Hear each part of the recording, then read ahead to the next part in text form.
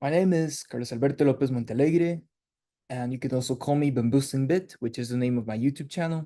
Today I'm making a presentation of rotational C-space and Toruses Project 1. So here's a brief recap. First of all, a configuration is a description of the positions of all points of a robot. A configuration space is a space of all possible configurations of a robot. So what is a configuration space? Well, a space in which the robot doesn't collide with an obstacle, okay? That's it. Now, in theory, we have an infinite list of point positions of a robot, but we use parameterized representations of the C-space. For instance, one of them is a torus, which is a donut. Now, Richard Lesgester, CEO of Freewheelers Robotics, has a twin called Richard Lesclown, who is the CTO of Freewheelers Robotics. Richard Lesclown suggested that I should make a brief C-space representation in 2D and 3D. However, Mr. Richard Lesclown requested only two links, the first and second link of the Cooker robot. Now, the first link has theta 0 parameterization, and you can see it here. Look how it rotates, and this is going to be the outer ring of the torus. It's going to include the XY plane, and I'm going to explain it further along this presentation. Look at it. Once again, you see how it rotates only in the XY plane. Now we move on with theta 1. Theta 1 is the parameterization for the second link, which is represented as the link 1, because in computer science, we start counting from 0, okay? So the first link is an index 0, and the second link is an index 1. Now, if you look at how it moves, it includes the C-plane. Now here the C-plane is used, and this part is the inner ring representation. So C has the inner ring representation, and it only uses theta 1. Now we move on to Colab to explore this further. Now we are in Colab. So you can see here I installed PyBullet. I'm using PyBullet. I use PyBullet, NumPy, Matplotlib, and ImageIO. I just use ImageIO to record the rotation. That is the only thing I use it for. Now here I have 3 obstacles, but I have a total of 5 bodies. I have the plane, the Kuka robot, the cube, the sphere, and the table. So those are the 5 bodies, okay? Now here I have a show image function. I'll go more deeply into it in my PyBullet videos. For now, there's not a specific video about the show image function, but I can go over it later on. Now here what we have is a collision function. Now for the purpose of this video, I avoid any collision with the plane. Why? Because I want to get a plane image of the collisions with the obstacles, and I don't want it to be like all the plane, all the points that are collisions with it, ruining my graph. And you'll see why. In future videos, I'm gonna show what happens when I include the plane, but for this one, I do not. Now there's a function to move the end effector that uses the calculate inverse kinematics function, and that one works pretty well. Okay, now here we just use the get contact points. Remember that here we see that the plane ID, that the first object does not have a plane ID, and the second object does not have a plane ID, and that the distance of collision is less than 0. If there's a collision, the distance is going to be negative, okay? And that'll be it. That'll be it. Now here I can make the robot touch the ball. If that is the case, for instance, you can make it touch the ball here. Here you can make the robot just be in a neutral position. And here we focus on the first joint. You see that it is pointing at me. Once again, it is pointing at me.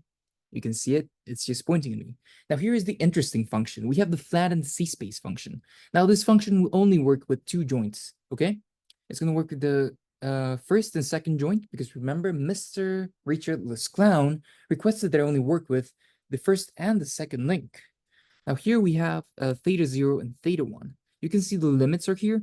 The limit for the first joint is going to be 3 pi fourths, and for the second joint it's going to be 2 pi thirds. However, that's for the absolute value. Like, you can be negative 3 pi fourths, or positive 3 pi fourths, or it can be negative 2 pi thirds, or positive 2 pi thirds, okay?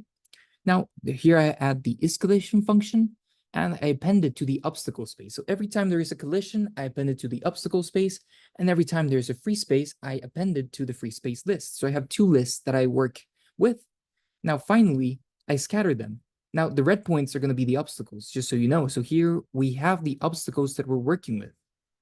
and look at the scatter because we have theta 0 and theta 1. Here's for theta 1 and here's for theta 0, okay? Now here we have like a flattened C-space, which means we don't include the Z-plane, the Z plane, and I'm using 7,000 data points, okay? Now here, what you have to take into consideration for this project is that, first of all, the color for the obstacle space is going to be red, and the free space is going to be blue. So our configuration space is blue, so it's all the possible positions that we have. Now here we can parameterize the coordinates of the torus. Here are the functions. X theta 0 comma theta 1 is equal to the outer radius, the large ring radius, plus the inner radius cosine times the cosine of theta 1, all times the cosine of theta 0. Now y theta 0 comma theta 1 is equal to, between parentheses, the larger radius plus the smaller radius times the cosine of theta 1 and all times the sine of theta 0. Now the z coordinate, parameterized coordinate, is going to be theta sub 0 comma theta sub 1, and it's going to be equal to the inner radius or the inner ring radius times the sine of theta 1. Because remember that z is only included on the smaller radius because the outer radius is larger than the smaller radius, so that it's going to just going to be like the round part of the torus. Well, the outer radius is going to be like the outer one. Now all the thick part, the inner part is going to be theta 1, okay? And the larger one is just going to be theta 0, okay? Now when we convert the thetas to a torus, we can do it as follows. Now here you can see that I have large ring x is equal to large ring radius times np cosine of theta 0, and large ring y is going to be equal to large ring radius times np sine of theta 0. Now small ring xy is going to be equal to np cosine of theta 1 times small ring radius, and small ring z is going to be equal to np sine of theta times small ring radius. And you can see that it's pretty simple for small ring z. It's z or z, but I'm going to stick to z because it's more clear. Now small ring x is going to be equal to np cosine of theta 0 times small ring xy, and small ring y is going to be equal to np sine of theta times small ring xy. Because remember, the small ring radius is going to be multiplied by the cosine of theta 1 and the cosine of theta 0 for x. And the for y, we're going to have the small radius times the cosine of theta 1 times the sine of theta 0, okay? In this case, what we're going to see is that you see this comment there. Here's the alternate way of doing it. Here we have large ring radius plus small ring radius times the cosine of theta 1, all times the cosine of theta 0.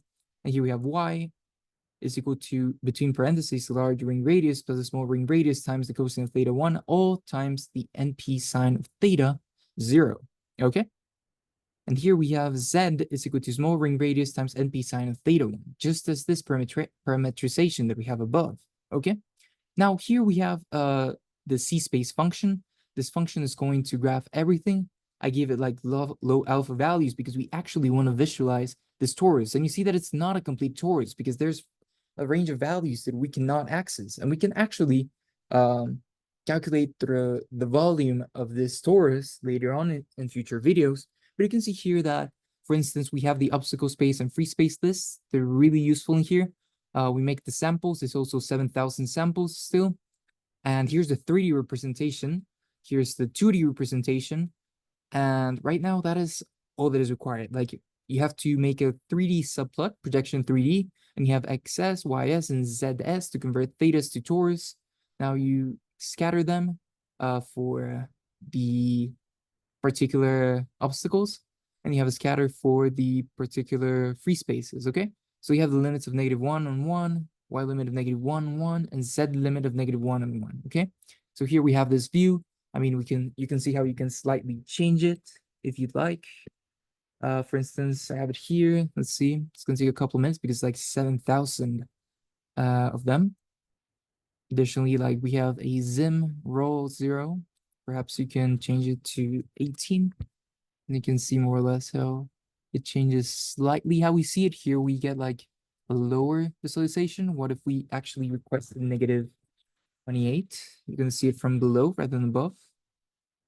Here's how we see it from below, and you can play with it around if you'd like. That is why I'm gonna basically publish it in the comments, and you can see the whole program. Now here we have the theta 0 moves video. This video records the whole theta zero, how it moves in theta zero. And here's the code that records theta one. Now for future videos, just know that I have a section in which what I'm going to do is that I'll make another C space and torus for other links.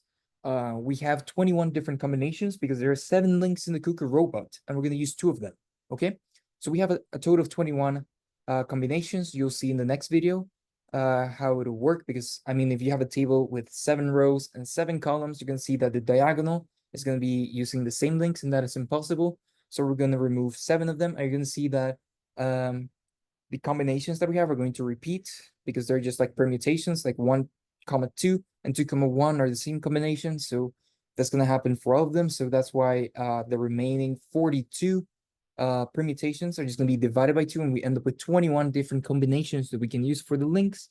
And some of them are going to make toruses, some of them are not going to make toruses, and it's going to be interesting to see how it works. And that'll be in the more complete overview of the project, okay? Where I'm going to explain every single detail of the project. Now we move on to finalizing this video. Thank you so much for watching it. Stay tuned, because in my next video, I'm going to explain the whole math of the torus, how to calculate the volume of a torus, and specifically, I'll make code to calculate the volume of the torus that you see in here, okay? Thank you so much for watching this video, and subscribe if you want to watch more videos regarding PyBullet, and if you want to learn more about PyBullet.